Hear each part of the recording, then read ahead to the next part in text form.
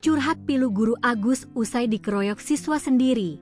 Ingat nasib muridnya, minta jaminan keselamatan. Guru Agus Saputra memilih untuk tak mendenda meskipun dikeroyok oleh siswanya sendiri beberapa waktu lalu.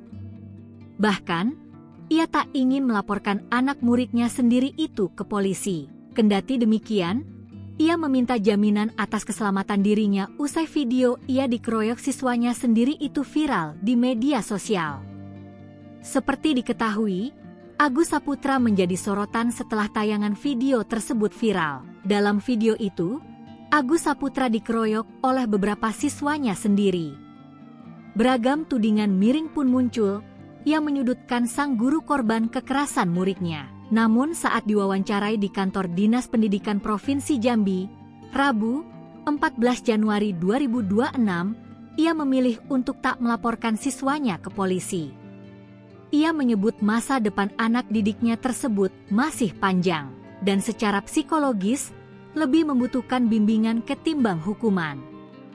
Bahkan dia berharap berbagai pihak membantunya untuk mediasi agar masalah ini tidak berlarut-larut. Namun saat mediasi yang dilakukan pihak sekolah bersama pihak pemerintah kecamatan, TNI Polri dan komite sekolah, ia mengirim perwakilan untuk datang. Agus tidak memenuhi undangan mediasi lantaran tidak ada jaminan dari aparat hukum terkait keselamatan dirinya ketika mediasi dilakukan.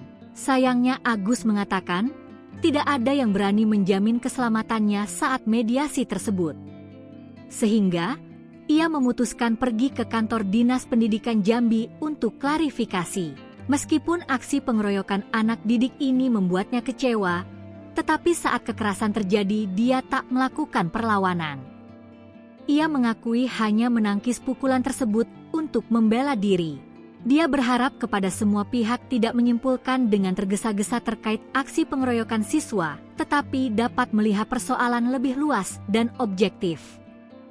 Apabila siswa tak menginginkan dirinya kembali mengajar, maka Agus rela pindah tugas, pindah sekolah demi kenyamanan siswa dan keselamatan dirinya.